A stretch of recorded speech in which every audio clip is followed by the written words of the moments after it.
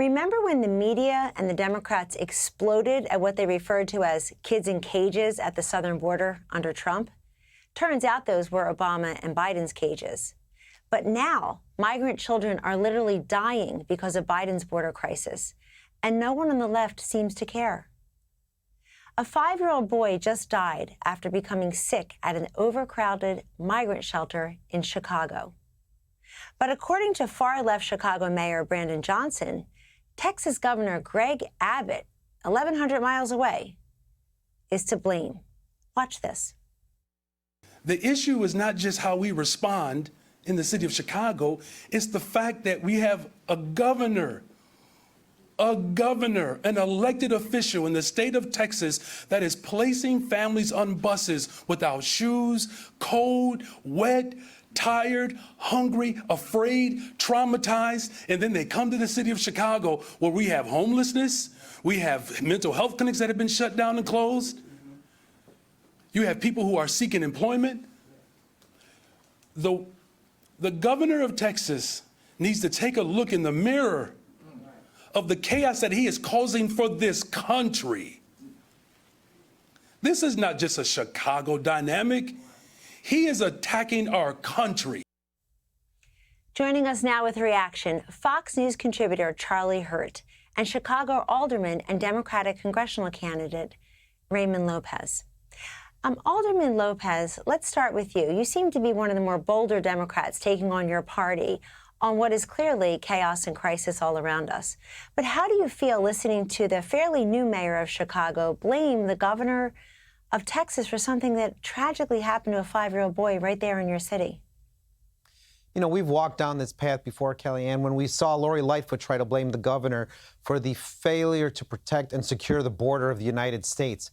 You know, my mayor is blaming everyone except the person who needs to get the blame, and that is President Joe Biden and Kamala Harris, who are responsible for protecting and securing our borders and for having a functional immigration system.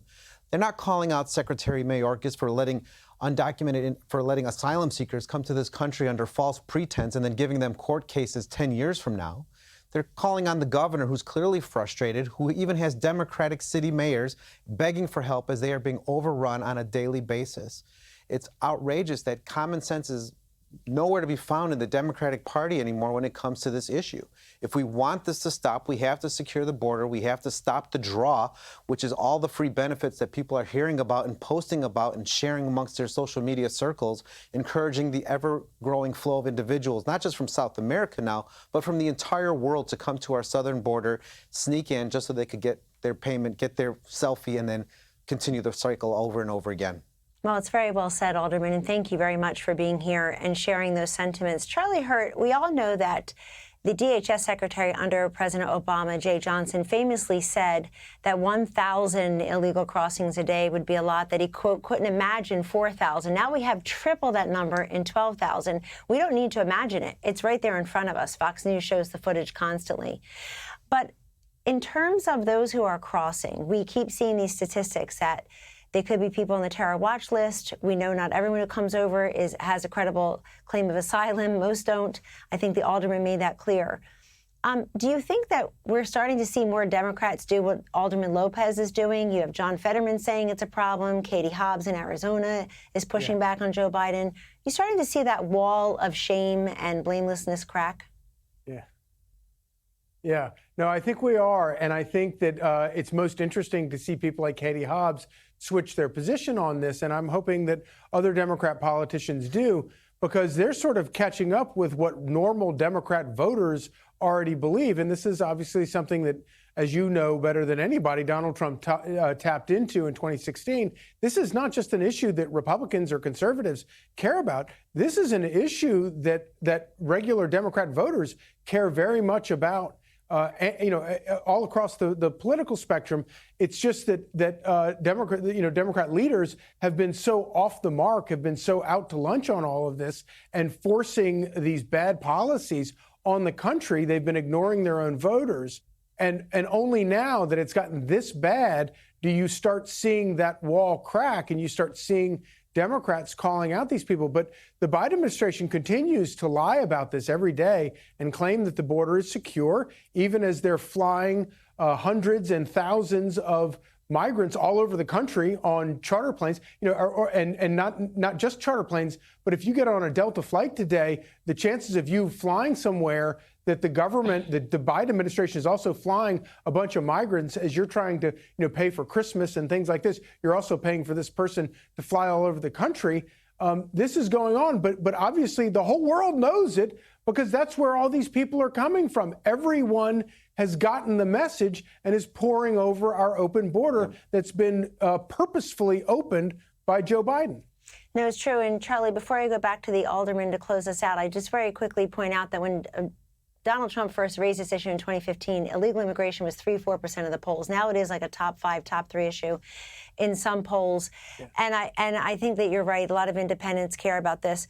Alderman Lopez, what would happen if you invited Democrats to join you at the border to see firsthand? You had people like AOC, Kamala Harris, others at the border when Donald Trump was there. They can't seem to find their way back there. What would happen if you actually led a delegation of Democrats to the border? Who would show up? I think there would be a small handful of individuals who have common sense that would want to see firsthand what's going on, seeing what you guys have reported day in and day out as the wave of thousands of individuals show up. But I've invited Kamala Harris, I've invited Joe Biden. Don't want to go to the border? Then come to one of the encampments that we have, like the one where the 5-year-old passed away the other day. See what your border crisis is doing to our backyard here in the city of Chicago, where we have tens of thousands of individuals crammed together.